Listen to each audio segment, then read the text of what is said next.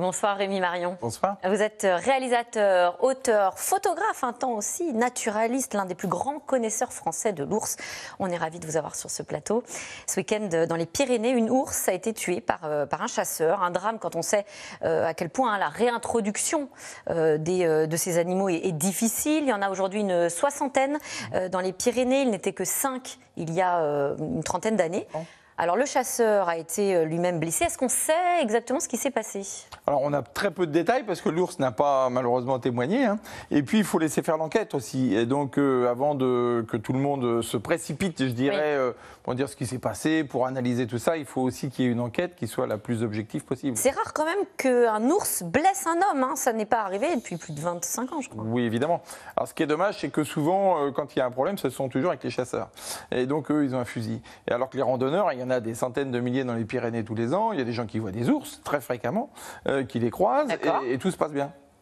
Ah, alors vous sous-entendez qu'il y a eu peut-être un comportement qui n'était pas Pas forcément. Ça peut être aussi l'action de chasse. Une battue au sanglier, c'est ce qui était le cas. C'est ce qui était le cas. Donc c'est pas négligeable. Il faut aussi penser que 3 semaines avant, il y a eu un chasseur qui a été blessé par un sanglier, qui a eu dans les mêmes conditions, avec la fémorale abîmée et ainsi de suite. Et on n'en a pas fait non plus des tas d'actualités, quoi. Donc il faut bien relativiser aussi qu'une action de chasse en battue dans une zone où il y a une femelle avec des petits, peut-être même plusieurs femelles avec des petits, c'est pas une bonne idée, quoi. Oui, parce que vous dites, les ours, ils sont pragmatiques, habituellement, ils nous évitent plutôt, ils ne cherchent pas le conflit.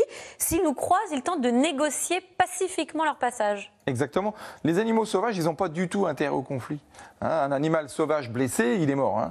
Il ne va pas aller au vétérinaire. Donc il ne va pas chercher le conflit. Donc il va l'éviter, toujours, même entre eux d'ailleurs.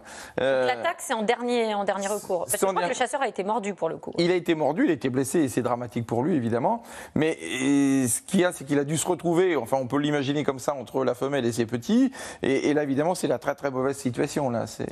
On n'a pas l'identité, vous le disiez, de l'ours. On pense que ça pourrait être le cas de Caramel, voilà, une femelle de 24 ans qui est avec ses oursons, dont la maman elle-même, on la voit à l'antenne, oui, dont la maman elle-même avait été tuée quand elle était toute jeune. Donc l'histoire se répète. Oui. On sait ce que sont devenus les oursons?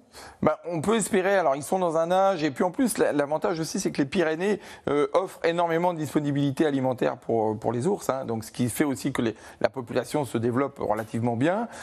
Donc, les oursons, on peut supposer, on peut espérer qu'ils vont passer l'hiver. C'est vraiment cet hiver qui arrive tardivement en plus. Mais qui... Caramel s'en était sortie, elle. Exactement. Donc, on peut supposer, on peut espérer qu'ils vont passer l'hiver. Ouais. Ça relance quand même, cet affrontement, le débat entre la cohabitation de l'homme et de l'ours. Est-ce qu'elle est possible? Elle est tout à fait possible parce que c'est possible ailleurs. Donc, dans les autres pays? Dans les autres pays. Pose pas les mêmes questions? Pas du tout. Moi, j'ai fait un film il y a quelques années sur la cohabitation avec les ours au Japon. Pourtant, comme on dit, pas toujours très proche de la nature. Et ça se passe bien. Ça se passe en Italie, en Espagne, en Roumanie, en Suède. Moi, j'ai fait un film en Suède aussi sur les ours. Donc, en France, c'est un vrai problème. C'est surtout un vrai problème politique. C'est pas un problème entre l'homme et les ours. C'est plutôt un problème entre les chasseurs, les éleveurs. Et encore pas tous, loin de là, et certains politiques qui mettent de l'huile sur le feu en permanence. Donc c'est plutôt ça le problème. Parce qu'il y a une réglementation en France, il y a une loi, qu'est-ce qu'elle dit? L'ours est intégralement protégé. Donc en plus, quand on est dans une zone où une ours, voire des ours, parce qu'on est dans une zone où il y a une forte présence d'ours, c'est clair, eh bien il faut éviter toute action de chasse, même l'empêcher, quoi. Oui, donc on doit suspendre la chasse à partir du moment on sait qu'il y a une ours. Alors la dernière présence de cet ours, en l'occurrence, était désigné plutôt début octobre, donc il y a peut-être un peu plus d'un mois. Mais ça veut dire que c'est dans le coin. En plus, à cette époque-là de l'année, les ours, ils bougent pas beaucoup. Ils mangent encore un peu, ils trouvent un endroit pour passer l'hiver. Donc on peut supposer que c'était pas du tout le bon endroit. Sachant aussi que une battue au sanglier dans une zone comme ça où il n'y a pas de culture, on est en moyenne montagne, il n'y a pas d'urgence à la pratiquer. Cette battue, elle n'est pas là pour protéger des cultures. C'est pour passer le dimanche après-midi. Alors les chasseurs disent que cette loi est inapplicable. Les ours sont présents partout.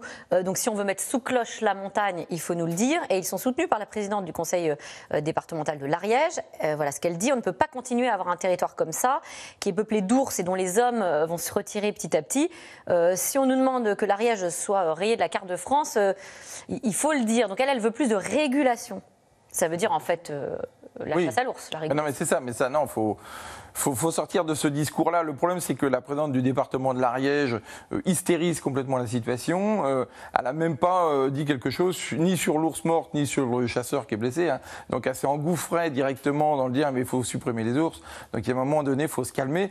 Il faut rappeler qu'il y a un mois, il y a une personne qui était sur une voie rapide à Rennes et qui a pris une balle d'un chasseur. Est-ce qu'on retire les chasseurs ? Je ne pense pas. Donc là, il y a un vrai problème de cohabitation, mais il faut partager. Il faut peut-être qu'il y ait des battues au sanglier qui, à partir du mois de janvier, quand on est certain que tous les ours sont au chaud dans leur tanière et tranquilles, et puis là, pourquoi pas profiter de la montagne. Il faut partager aussi bien l'espace que la temporalité de la montagne. Il y a un monsieur ours, hein, on vient de l'apprendre d'ailleurs aujourd'hui, qui a été nommé hier au gouvernement, chargé de réconcilier les pros et les anti-ours. Ça va être compliqué. Voilà, c'est ça. Vous dites quand même que c'est ça. Il y a une vraie division même qui est symbolique du conflit pro et anti-ours, mais aussi du conflit citadin et les personnes qui vivent. Je pense pas. Je lisais un article d'un président d'une association de randonneurs qui sont pas des citadins, qui sont des ruraux, qui vont dans la montagne régulièrement, qui voient régulièrement des ours, et ça se passe bien. Donc il faut simplement partager entre les chasseurs et les autres utilisateurs de la nature. Mais c'est pas que les éleveurs aussi, hein, les éleveurs. Qui plaignent d'ours qui pourraient attaquer quelques éleveurs, parce que le problème c'est qu'on n'entend jamais les éleveurs qui trouvent que ça valorise la montagne, que ça valorise leurs produits. Vous pensez qu'on peut utiliser, qu'ils devraient utiliser finalement et valoriser l'ours pour valoriser leur. Il y a des tas de pays. Vous regardez dans les Abruzzes, par exemple, ça se passe très bien. Dans les Asturies, au nord de l'Espagne, pas très loin, il y a des dizaines d'ours, bien plus que dans les Pyrénées. Et puis ils valorisent, ils organisent du tourisme d'observation. Les produits sont des labels. Il y a aussi quelques producteurs de fromage qui labellisent avec la présence de l'ours et qui ne fournissent pas tellement le produit se vend bien. Donc, Vous voyagez énormément, vous documentez vos observations. Alors, je ne sais pas si on les a vues encore, mais vous avez fait des images, des films bien sûr, que vous avez tournés, et notamment auprès d'ours en Russie, voilà, au Kamchatka. Je l'ai bien dit, Kamchatka. Vous avez réussi à les filmer dans leur intimité, on les voit là. Ce sont les mêmes ours bruns quasiment que ceux qui sont dans les Pyrénées. C'est la même espèce, s'ils se croisaient, ils feraient des petits. Hein.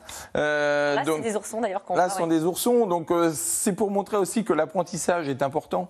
On peut cohabiter, vous disiez, je crois qu'en Russie, il y a des hommes et des ours qui vont à cueillir des fruits côte à côte. Bien sûr, partout dans le monde, partout. Vous allez en Slovénie, moi je voyais des ours devant moi et j'entendais les gamins dans la cour de l'école.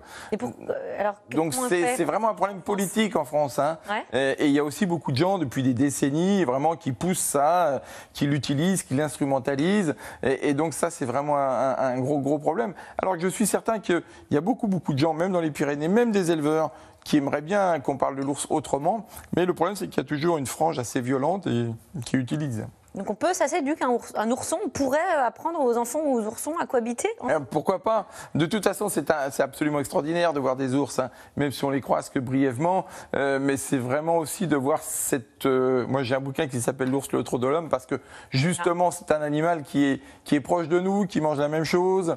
Quand on voit une femelle allaiter ses petits, eh bien, évidemment c'est très facile d'avoir des comparaisons anthropomorphiques, quoi. Eh bien, merci Rémi Marion. Et vous avez justement rappelé votre livre qui est passionnant, hein, le dernier titre de votre livre, L'ours, l'autre de l'homme. Tout un programme chez Actes Sud. On est tous un peu ours, peut-être Rémi Marion. Merci à vous. Tout de suite, c'est dans l'air. Bonne émission à vous, à demain.